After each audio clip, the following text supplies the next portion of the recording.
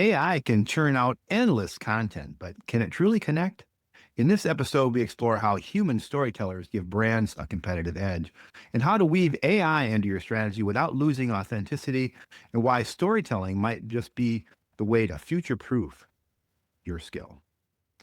Welcome to the Lead Machine Growth Show. I'm Paul Guyan, your host and founder of the Lead Machine Marketing Group and Mastermind, and I'm dedicated to helping you tackle your tech, master your message, and design your dream life. Whether you're just starting out or you want to take your business to the next level, let's get this conversation started and turn your dreams into reality. Our guest today is David J. Ebner, the president and founder of the Content Workshop, a story-first content marketing agency. After earning his MFA in creative writing, he launched Content Workshop in 2013, later authoring the Amazon bestseller, Kingmakers, a content marketing story. That sounds really interesting. In 2025, his company acquired Lush Concepts to expand his storytelling across digital and physical touchpoints. And he's based near Clearwater, Florida. Also, he serves as treasurer of a national nonprofit. And a fun fact, he roasts his own coffee. Now, David, do you make decaf coffee too? Because I really like a dark roast, but the caffeine just makes me too jittery. I know. I don't because Yeah. the other way. I need all the energy I can get to get through the day. All right. Well, one thing I admire about you, David, and what your mission here is tackling the AI wave head on, and instead of just resisting it, you're embracing it. And I think that we need to use AI as assistance. We'll talk and unpack that a little bit. But storytelling needs to be central. And when you say, when I first got into IT, my father died. And I made this promise to him. Now, you leaned in right there. So storytelling is powerful and it's not going to go away.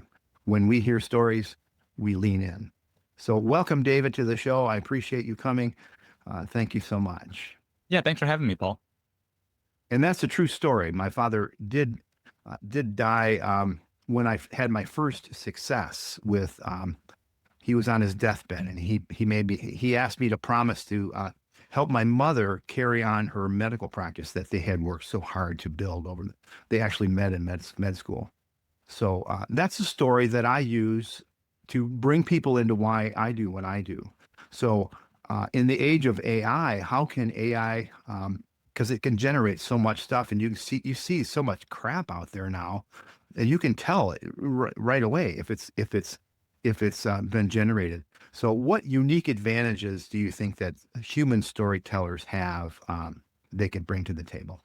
Yeah, I think the most unique advantage is empathy, right? Empathy is a human emotion. It is not a mimicked emotion. Yeah. Empathy is one person feeling for another person. So we can try to mimic that digitally, but the second that it feels inauthentic, and authentic is the key word, and really everything that has to do with AI, then you lose your audience immediately. So I think that's what humans can bring because they felt it. There's a history of knowledge, and AI is a great comparison here. AI is built off of a data set, right? We fed Mhm. the system a lot of information, a ton of information, and now it Mhm. can only know what's in its data set or what else it can surmise from its data set, right? Humans have human experiences, right? So Mhm. that vacation you took, that close to death experience that you had, whatever it is, everything that happened from your entire life from the point you were born to now, those experiences influence the things that you do and how you approach the world and how you see the world. And creating brand stories are no different, right? The humans bring all that baggage, good and bad, to the story. So when we talk about emotion and building an emotional connection between an audience and in the brand, we're talking about empathy, and that comes through in human writing because we have lived experiences. And AI does not have a lived experience, period. It doesn't feel emotion, right? So it's much harder Yeah. for that to come through, and I think that's where human writing takes the cake.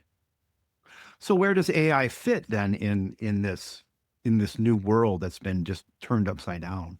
Yeah, AI has got a lot of amazing applications, right? Mm. A lot of what we do every day, we think of what we do as like the end product of what we produce as individuals. But there's so much time and energy put into getting to that endpoint, right? Think through all of the data you have to consume. Think through all Hmm. you have to read to be informed. Think through all the stuff you have to sift through and time you have to waste on manual operations. A lot of those things can be streamlined with AI, of course. When we talk about actually producing content, we found a lot of success in streamlining many touch points in the production cycle. A lot of times there's waits in between different steps in a production cycle because just time Hmm. will have to get to it, right? To do their approval, Yeah. whatever it is. AI can speed all that up, which is great. When it's actually Yeah. producing a piece of content, we found that, training an AI model, first and foremost, is extremely important. Just the base AI is not going to produce great content for you, most likely. But training a specific model, running it through to help produce some outlines, help produce some initial thoughts, help even produce a draft if you can get that far along. But the final touches, the point that is going to build that emotional connection with the audience, that empathy is going to happen with a human. So I think of AI as the ability to produce a lot, certainly, which gives us a lot more to sift through to find the highest quality. So I think of it like a funnel, right? A great funnel. I can make it with my hands right here, right? There's a funnel. You can put stuff in the top. The more you put in the top of the funnel, the more you have the potential to come out of the bottom. And everything's not going to come out of the bottom. That's not the point of a funnel. Some things fall out of a funnel, right? Right. With AI, we can put a lot of stuff in the top of the funnel. That doesn't mean that all of it should come out. It's a funnel, not a hallway, right? Everything doesn't come out the other end.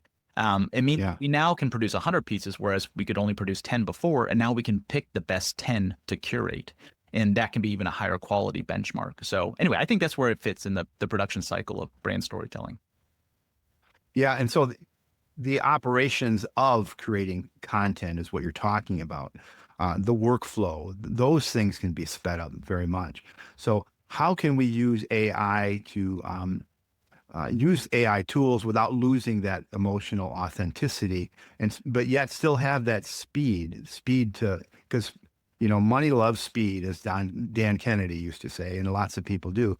So the faster we can get things done, the more efficient, the more effective. Yet we want to be authentic, we want to connect. So how do those things fit together? Yeah, I'll first start with a piece of caution. If you enjoy part of the process, don't automate that part because that comes, Hmm. through, I think, in the content. We have a lot of, I studied, you said it at the top, right? I studied writing. I have a master's degree in writing. Like I like writing. I like Yeah. part of the process. What's a little bit more difficult for me is kind of like the shaping and architecture of a piece, right? I don't enjoy that detail as much as I like. Ah. So I might deploy AI to help me with that. I might do a subject matter expert interview and I can plug, the results of that interview into my curated AI tool to give me an outline or give me source material. Hey, like here's the things we talked about. Find articles on the internet that either agree or disagree with the items that we've been discussing. Start me off on a good research path for reference, Hmm. and then I like to write it. So I don't outsourcing that part to AI doesn't make a whole lot of sense for me. And it'll come through in your content if you don't enjoy creating it and there's not a human touch in it because you'll be able to read that in that sentiment. It's actually something we've known for a long time as classically trained writers. The second a writer is not passionate or interested in the topic, you can read it right away. There's a lot of Mm. writing, typically, a lot of many words when few would do. Right? There's usually not very deep information about a topic. It's a mile wide and an inch deep, as they say, and so you can see that. And Mm. a lot of AI production is that way. So it's almost like having a junior copywriter on the team. And so you have to Yeah. train effectively. So I'll say the best way to do that is to train the tool effectively, build your custom GPTs, build your custom gems, build your whatever your knowledge base is out, so that you can actually produce things of higher quality that match the authenticity of the brand as much as possible, then have some sort of human in the loop function to bring it to whatever end state you need to bring it to so that it actually does have that human touch and that authentic relationship. So I'm an implementation guy. I've got a background in IT, and I've always been the guy that they go to help make the operations move. and say, I've got this idea. How do we do that? How do we implement it? Well, you've got these things. So you mentioned GPTs and training. We mentioned that, we touched on that a couple of times.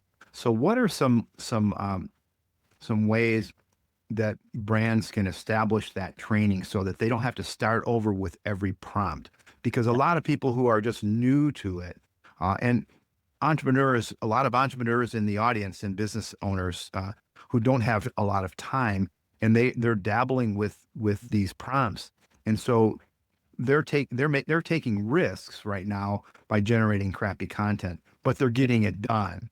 So how can some of these tools help, and what are they? What is a GPT, and what are you said gems? What are some of those things so that our audience can tune in and learn more about that?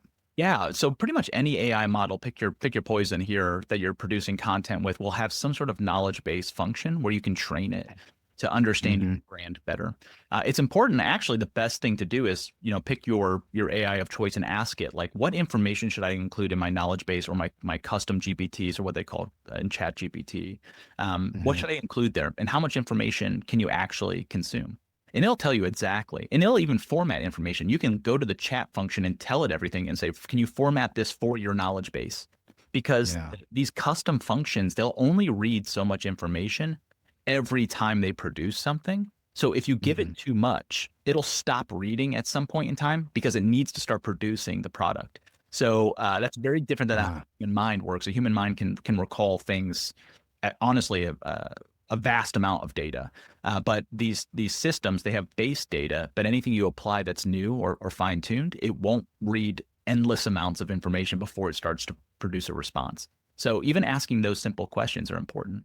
We usually include some unique insights, key insights from a client. So if we're building a custom GPT for a client, we're going to include persona, target audience information. That's hmm. extremely Yeah. important.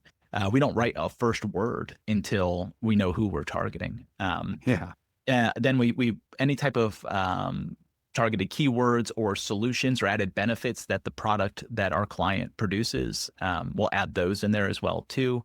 Any turns of phrase that they like or dislike, those are very important. You will drive yourself crazy trying to take M dashes and these segues that are at the beginning of every like section of an AI produced piece out. So just tell it to stop doing that.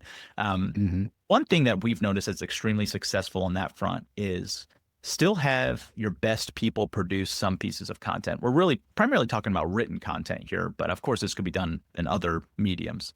But Yeah. we still have about, even if we're using AI to develop some content, we're going through the process and then we're still doing the fine tuning and the final touches with humans. We're still writing. Our best writers are still writing content from scratch the old fashioned way, let's call it. And the reason being is that we know that the client likes that. We know the quality is definitely there. And then sometimes we'll have AI go up right against it and write the same piece, given the same Mhm. brief, they Oh. write it. And we'll say, this piece was better than your piece. What's the difference? And it'll look for differences. And then we'll say, okay, in the future, start doing things more that way. So you can actually, Ah. based off of sharing like high quality pieces, but asking it to do the same task as a human and then compare their work versus the human's work, and learn from the differences has actually been extremely valuable. Wow, yeah, that's great. And so you kind of, it's not a one-off process. It's an iterative, rinse and repeat process. So as you're going, you have to remind, sometimes you have to remind your AI assistant, um, no, it's not this piece of content here is a reference point. It's not a live, living thing like a dashboard. So I had a conversation with my assistant, and I have an infographic, which I initially called a bench or a dashboard, but it's really just it's an infographic. So it's a benchmark to measure how you respond effectively to leads that come into your business, for instance. And it kept calling it a dashboard, and I went, no, no, no. And if I went to a different session because I wanted to get a new topic, and it would continue treating it as if it was a dashboard, which people would be misled and think that it's a live thing that I'm talking about. Of course, I've developed a dashboard too, so it got it got confused by that. So as you go, you can actually establish those errors and corrections to those errors in the knowledge base, right? Yeah, it's like truly we call it training for a reason, but think about hiring just like an intern or a very junior Yeah. staff member that you see a lot of potential in, but they don't have the base information.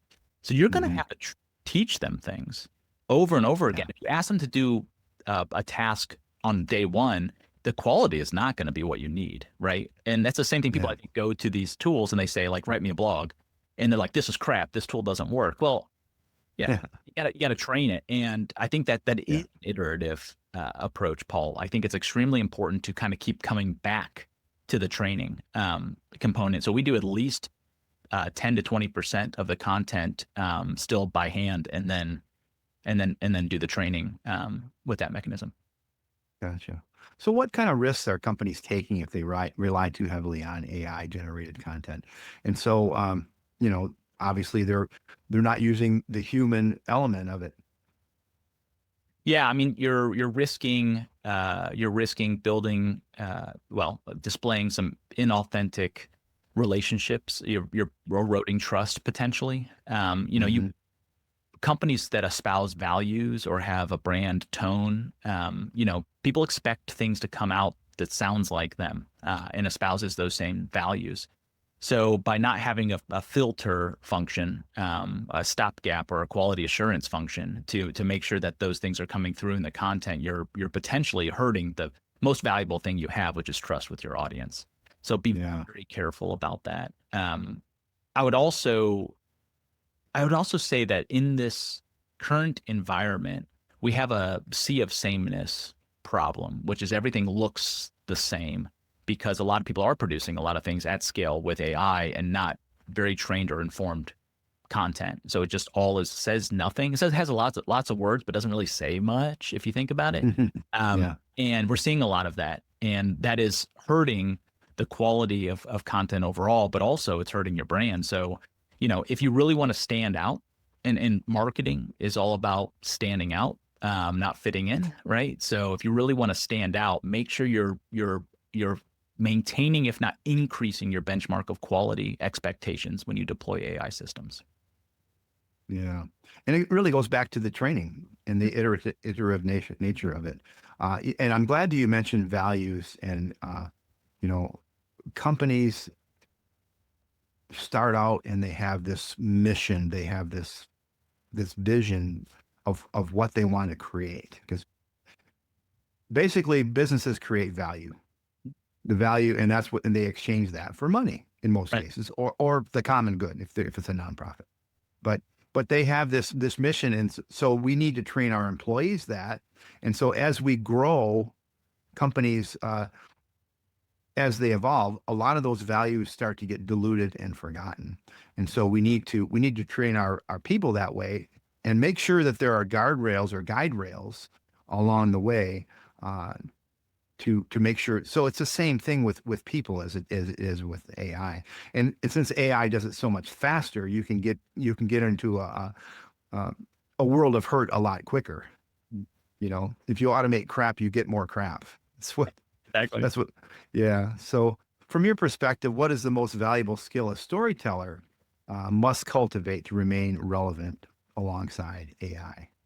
I think, there's some things that AI is going to get better at. No question. It's like, look at how much it's improved, over the Hmm. last couple of years. It's going to get better at not sounding like AI. It's going to get better at that. I mean, it may not be fully at the level where like we can't, like most people can't sniff it out, but it's going to be good enough to where people don't care. So it's just going to get better, right? So I wouldn't rely so heavily in quality as the only thing that you bring to the table as an individual storyteller. I would focus on certainly your ability to connect with an audience and build trust. So if you can prove that, it doesn't matter how fast the tool is. It doesn't matter what the shiny new thing is that comes. If you are in tune with the audience, you understand their pain points, you understand your solution to how their life is now better by working with you, then that's the ticket, right? Because if you can bring that out in the content, you're going to start building trust. You're going to start telling the true brand story, which is spoiler alert, the brand story isn't why the company was founded or the owners or founders backstory. It's how they help people, right? That's every Mhm. brand's actual story and where it's rooted. So I think I would focus heavily on that, the ability in which to do that, the ability in which to edit for that. I think if you're a brand storyteller, start to think of yourself as an editor as well too. You're going to be given a lot of junior content that you need to edit, whether it's coming from a person or a machine. You're Mhm. probably going to want to fine tune those skills as much as possible. So really, yeah, being in tune with the brand, the voice, the values, and the brand story is going to help you to be the one that at least puts the polishing touches on content, no matter where it comes from. Yeah, and our audiences are so they want everything now. They want instant gratification.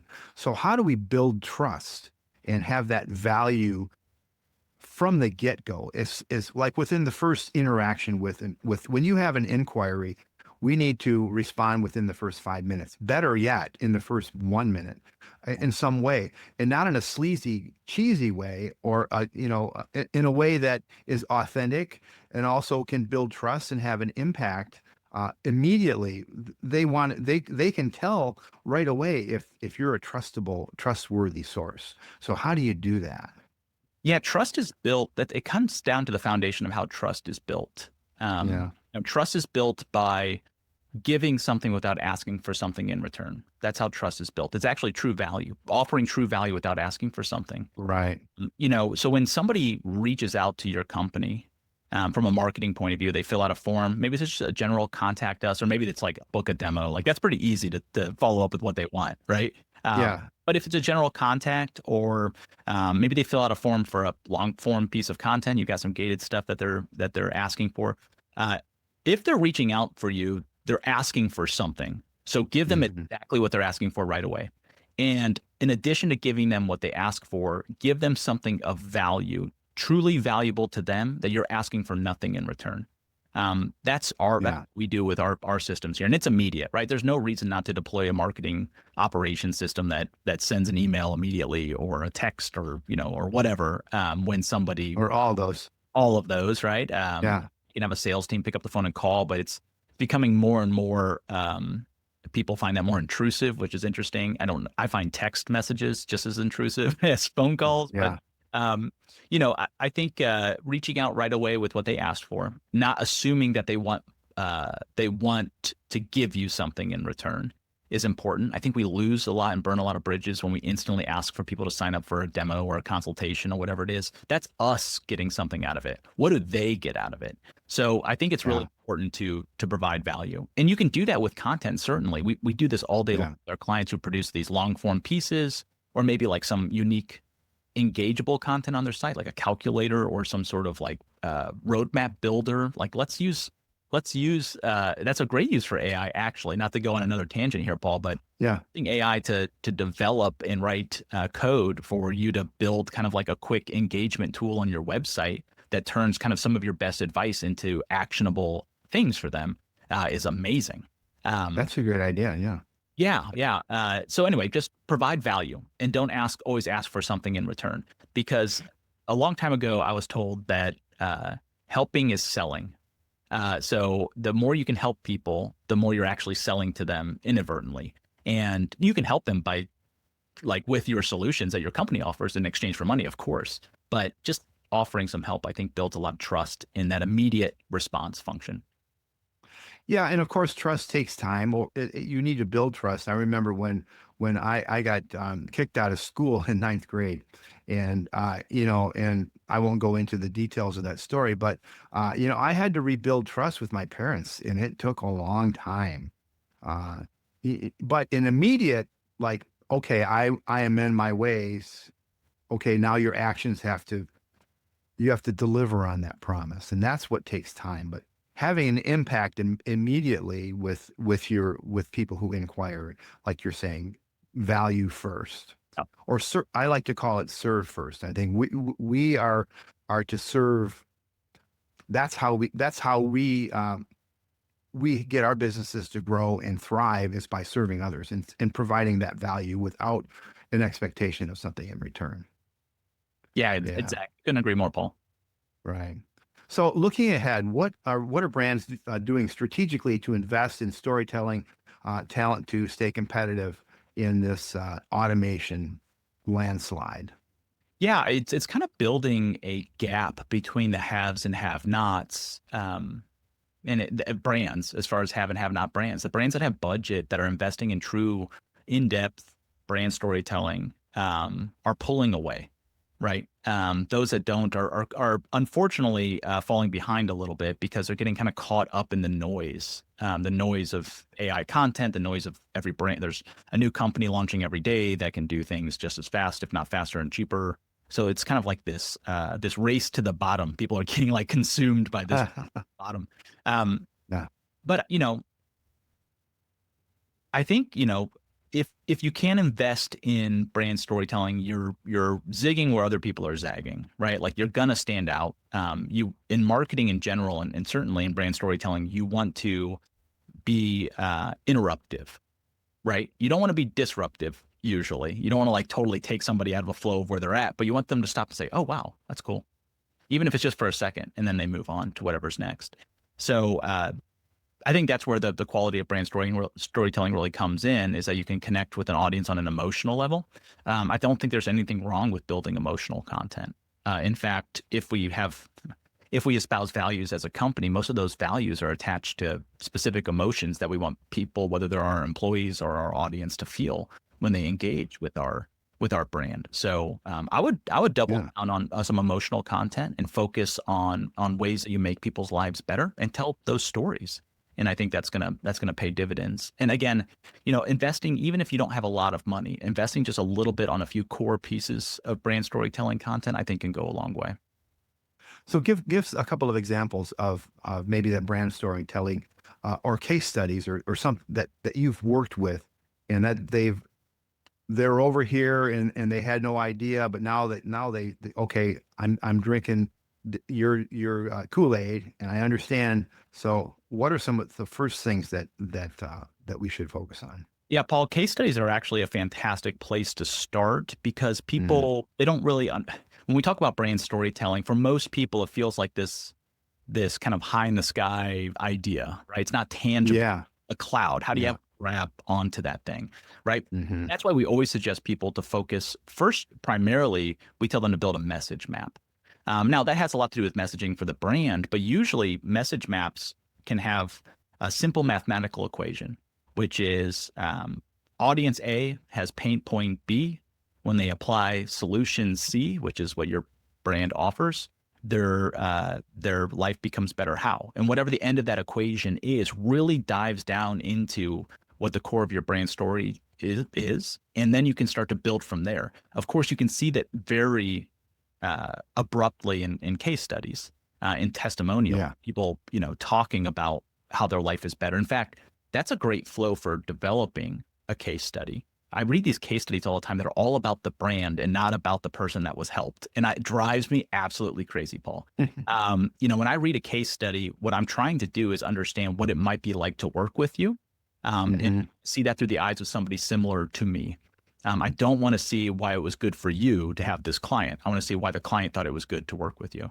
So Yeah. in that flow, it's best to start with kind of like uh, the problem that they faced, the individual faced or the company faced. The search for a solution is important too, because people find Hmm. that actually the ease in which to find a solution, let alone the solution itself, is a huge selling point for people, right? Yeah. So the part of the searching for a solution, then all of a sudden I found X company, they applied Y solution, and my life is better. How? Right? It's made me more money. It's cost me less money. It's helped me reach aspirational goals. There's really only a few reasons that end equation usually comes out. It's unique by the individual, certainly, but they fit in buckets. So anyway, you can tell that case study that way, and then you start to really understand what the brand story is, because you start to get all of these equations answered, and all of those answers are like stacking up. And now you can understand how to build like a narrative thread in a piece of content that has nothing to do with a specific client or a product that you offer, but is all about a pain point that somebody who is in your target audience might be experiencing right now. So anyway, that's a bit down the rabbit trail, but starting with the message But no. case studies is definitely a good flow. Well, that's a great that's the hero's journey is what you're saying. And so write your case studies as if you're writing the hero's journey, but make your customer the hero so that the customer can relate, or the person who's reading that case study is can relate to that person. And by the way, you may have more than one buyer persona, so you might have to have case studies that are targeted toward those different personas, right? Yeah, exactly. Yeah. At least one per persona. And then you might even want to, if you've got the resources, multiply that by the industries that you work in. Because it's really important to people. It's like you've helped somebody like me. Let's say you market to CMOs like we do. You've helped a CMO, but they're in SaaS and I'm really more cybersecurity. So it's not really kind of the same thing. So I would Hmm. differentiate by industry, even if you can. But then you've got you could have hundreds of case studies at that point in time, right? Right. Well, that wouldn't be such a bad thing. Oh, that'd be a great Person, thing. yeah, that would. So creative writing, you've got a master of fine arts in creative writing, which is like the highest degree that you can attain in that field. What was the thing that got you said, I want to be a writer. I want to do this because this. So what's your case study? Yeah, that's interesting. I love telling stories even as a really young kid. I would come home from school, and most of it I had, four other siblings, right? So most of it was just trying to get the attention of the adults. So I would just tell these stories to my mom. She's like making dinner or whatever it is, and she's busy. I would just tell her about my day, and I would fabricate these stories that got more and more um, crazy as they grew, and I wait for the moment in which I could see an emotion from her, and she'd like turn around from shucking the corn or whatever it is, and that's when I knew I had them. So like from a very young age, it was about building kind of like an emotional connection with people. Was what it was for me. Ah, I've got a very active mind too, Paul. My mind runs like crazy. So I totally. yeah. What's that? Totally. Yeah, you understand that? I can relate. Yeah. So the I best can way to relate. calm a mind or is to really like work out the ideas. And writing is kind of like a thinking process for me, and it is for everybody actually. But when I have an interesting idea, whether it's for a character or a business or whatever it may be, writing it gets it out of my mind and allows me to settle that idea and move on to what Mm, next. So yeah.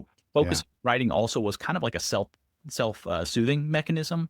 So that's why I studied it in school. I got an undergrad in creative writing, and then I was a glutton for punishment. I didn't have enough student loan debt, so I went back for a master's in it because it made me feel good. So it felt like a good place to spend my time and efforts. So you've taken that skill though, and you've applied it in a way that helps businesses grow. So where was that moment like, and how did that transform you from a writer of fiction and trying to connect with people to, okay, I've realized that now I can help people in a way that they don't even understand. Yeah. So in 2013, when I first started graduate school, I mean, I was unemployed, needed to put food on the table, of course. And I Yeah. had a skill set, which was writing. So I just started freelancing. Anybody who would pay me anything to write anything, I would take that gig. Right. Hmm. And I started to realize when freelancing, like this skill set that I've been studying my entire life has commercial application, not just artistic application, because people were saying things about my writing that seemed so simple and obvious to me, but it's because I've been studying this and understanding this. But they're like, Hmm. we can never create content this good. Nothing feels this like it touches the audience as much as this. Then I started to realize, oh wait, like a light bulb moment. All of this stuff is Hmm. adding up and applicable over here. So actually, at that time, I got together with a bunch of other people in my grad program, a bunch of them, and we started Content Workshop as kind of like a Oh, co-op of freelancers. We did, we started a business because it was easier to get hired if we had a business name than as an individual freelancer. yeah. And that started in 2013, just has been going ever since, and we've been applying those same skill sets we've learned, those classical storytelling tactics for our clients ever since. And it's been a differentiator. The fact that we have people with MFAs and PhDs in English working on the content, I think it's not okay. You can put that on a piece of paper all you want, just like an award or whatever, but it has to put Yeah. itself in the output, right? And it Right. really does. And today I work, even today, there's 5 or 6 people I went to graduate school with. We would tag other MFA programs and say, hey, do you know any writers that would be interested in freelancing? And we'd start training them if they're a creative writer, how to write commercially. And some people could make that leap and other people couldn't, which is perfectly fine. Yeah. But now we're just a bunch of artists disguised as marketers, is what we like to say. Yeah. And so did you have some marketers in the group or did you bring someone in? How did that work? Because Yeah. not all creative writers or creatives, not all artists can market. There's a big gap there, I think. Well, I spent a lot of time actually in conjunction with doing a content workshop, because at first it really was just kind of a freelance thing, a little extra side money here and there. I got hired full time to work in marketing for a medical marketing agency.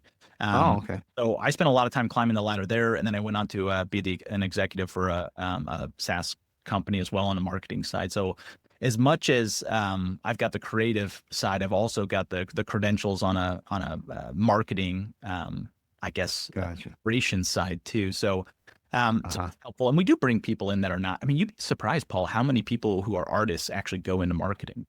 Maybe not. Hmm. But like we have a number of people who have deep credentials, working at different marketing gigs, full time, that also went to school for literature, um, Huh. or, rhetoric, or, whatever you might think. So those two things seem to have collided together with quite a few people. So that's really the cross section we're looking for. And if you don't have any of the marketing background, we can teach you that part. The marketing part's the Yeah. easiest part. The That's the easy writing part. part is the hardest part. So come with a skill that Yeah. I can't train you. I can't teach you how to be a writer. I can teach you how to apply your skills this way. So anyway, that's what we search for. Yeah. And I think that and people that I follow, think that the the world has changed so much in recent years. And it used to be like if you watch a video from a few years ago, it's polished and it's got all these, high production values and lighting and effects.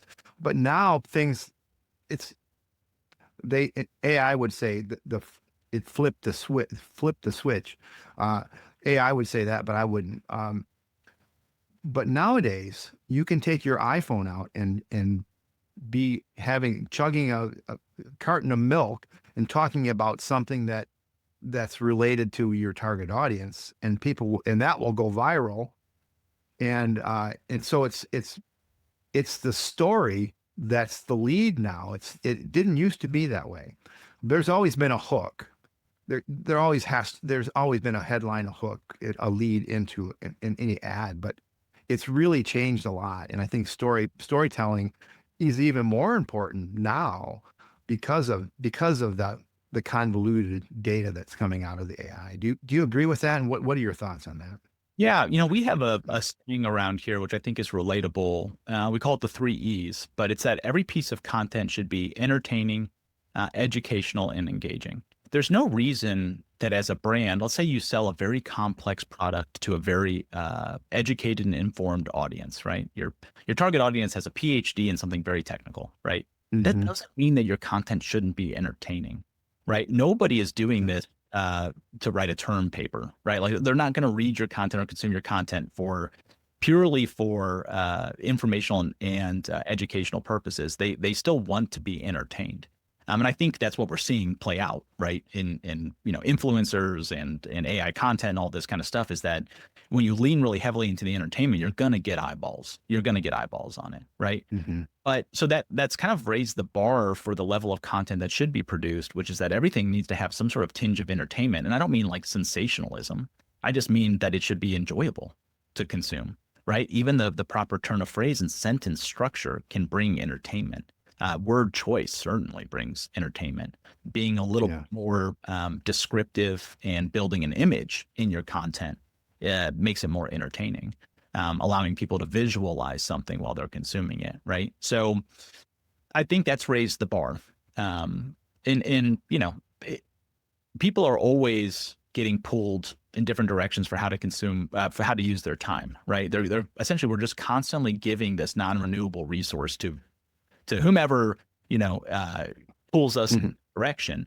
Um, Yeah. so with that being the case, with all those pools, you know, people say today that there's that attention spans have decreased, and I don't think that's true at all. I mean, if you think for a second about people who binge content, like binge Netflix, binge movies, whatever they do, people still sit and focus on one thing for long periods of time.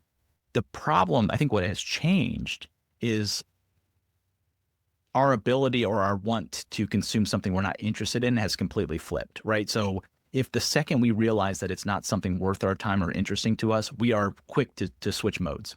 It's quick to pull out the phone, Right. quick to go on to whatever's next. It's quick to be distracted by something else. So I think that's plays in even more to the need for good high quality content, high quality brand storytelling, is that you are competing with a shiny new thing over here constantly to pull your audience away. So And there's so many choices. Yeah. yeah, there's a ton, and they're beeping, and Yeah. they're giving us all these like, you know, secondary like noises. It's like a casino on my phone every day, right? Yeah. Yeah, there's very tantalizing things that can pull us away. Yeah. So before we wrap up, is there any question that what message would you like to get out to the audience to about storytelling and about what your passion is and how you view the world? Ooh, that's loaded, right, Paul? How I view the I world. know. Well, let's strike that. Okay. What message do you really want to have brought forth in this interview? That Yeah, makes it easier. yeah, that made it so much easier, Paul. Thank you. Yeah. I think focusing on your audience first is the thing that I would want people to take away from, or how to build an appropriate brand story. Focus on your target audience first. Who do you help? And how is their life better? I think we forget Hmm. that quite a bit as marketers. Sometimes we focus so I heavily do. on, yeah, on the data that we can see, which is the number of clicks and the open rate and the, you know, Hmm. whatever. Yeah, where's the traffic coming from? There's all these different tools in which to deploy content strategies, marketing strategies, all the different tools to build and look at data sets.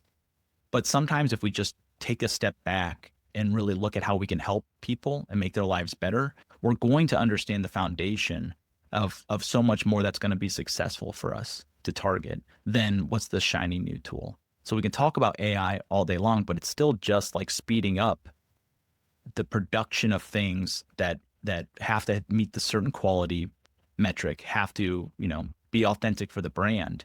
And that's going to come down to the audience. So anyway, Yeah. focus on the audience and how you help them. Okay. And what are three things that our listeners can do today to put these ideas into action? Yeah, I think you laid out one of them right there. yeah, for sure. Yeah, focus on the audience definitely is chief among them. And number one, I think as part of that too, I've been theorizing a lot lately about this concept of moral marketing, which is instead of at the end of the day asking about what we get out of a piece or asking what does our potential audience get out of this piece that we create, and we should ask, does this producing this hurt anybody? Mm. Does it consume somebody's time that's a waste of time for them? You know, I think Mm. asking those types of questions and focusing on the audience actually is extremely important. There's so much content and marketing out there. We need to focus on the things that actually just help people. So that's all baked into number one. Number two, I would say definitely is understanding how to build these knowledge bases for these AI tools. That is Hmm. huge. Spend the extra time doing it. Spend the week, 2 weeks, 3 weeks. As a company, we've spent months understanding this, and we have regular meetings where we talk about what we've learned. That will propel you so much faster ahead than trying to get it to work right the first time and just like getting frustrated with it. So understand how to build these custom GPTs for sure, and Hmm. you know, your tool here. Lastly, I would say focus heavily on quality assurance.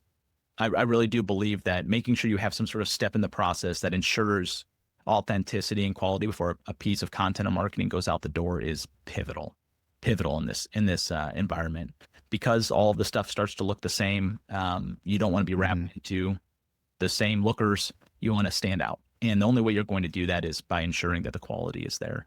So build some sort of quality assurance workflow for anything that's going to go out the door from a marketing point of view. Yeah, and you can even use AI to help you do that, right? Absolutely. Yeah, you can check for quality with AI. Yeah. Yeah. So how can listeners get in touch with you and learn more and get into your world? Yeah, you can connect with me on LinkedIn, David J. Ebner. The J is actually important, just from a search point of view, right? J is silent, but you have to type it in if you yeah, definitely connect with me. I'm open to talking to anybody about anything. And also on our website, contentworkshop.com, if you go there, there's a little chat pane with my head on it. It actually comes directly to me. It's not a bot. It comes to my phone. So if you want to talk with me right now, you can go there and send a message or something like that. That'd be nice. Oh, nice.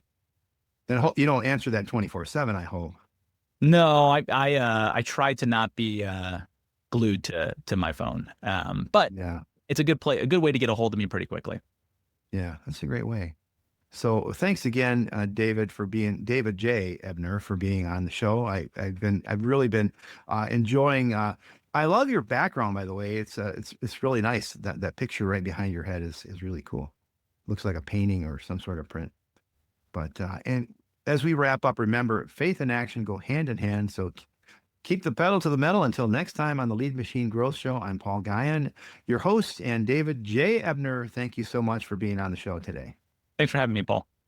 Thank you for tuning in to the Lead Machine Growth Show with Paul Guyon, where we show you how to tackle your tech, master your message, and design your dream so that you can transform your vision into reality.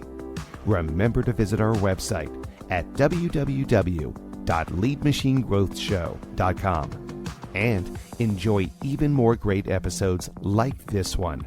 Again, while you're here, subscribe to us via your favorite network.